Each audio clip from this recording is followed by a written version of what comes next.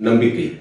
நம்பிக்கைக்கு ஒரு எக்ஸ்பெரிமெண்ட் ஒன்று பண்ணியிருந்தாங்க. 1950ஸ்ல கர்ட் ரிச்சர். கொஞ்சம் க்ரூவலு. அதை நான் கொஞ்சம் ஷார்ட்டா சொல்லிடுறேன். அவர் கொஞ்சம் எலிகள் எடுத்து பக்கெட்ல நீந்த விட்டாரு. அது அப்ராக்சிமேட்டா ஒரு 15 நிமிஷம் நீந்தியதுக்கப்புறம் கிவ் அப் பண்ணிருச்சு. அதுக்கப்புறம் அந்த எலிகள் எடுத்து தொடச்சிட்டு திருப்பியும் நீந்த விட்டாரு. நீந்த விட்டதுக்கப்புறம் அந்த எலிகள் நீந்திய மணி நேரம் 1 மணி நேரம் அல்ல, 10 மணி நேரம் அல்ல, அப்ராக்சிமேட்டா 60 மணி நேரம் நீந்தியது. நம்மளை காப்பாற்ற வருவாங்கன்ற நம்பிக்கையில். எலிகளுக்கே அப்படி இருக்கும்போது மனுஷர்களுக்கு எப்படி இருக்கும்?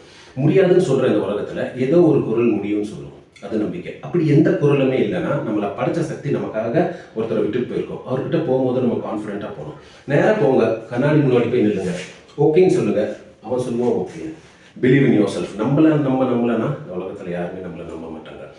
நாம் லட்சியத்தை நோக்கி நடக்கும் பாதைகள் கற்களும் முட்களும் மலைகளும் காடுகளும் நிறைந்தது. நம்மளுடைய காலணிகளை சரியாக வைத்துக் கொண்டால், நான் காலனின்னு சொன்னது நம்மளோட நம்பிக்கையை சரியாக வைத்துக் கொண்டால் நம்மளுடைய வெற்றி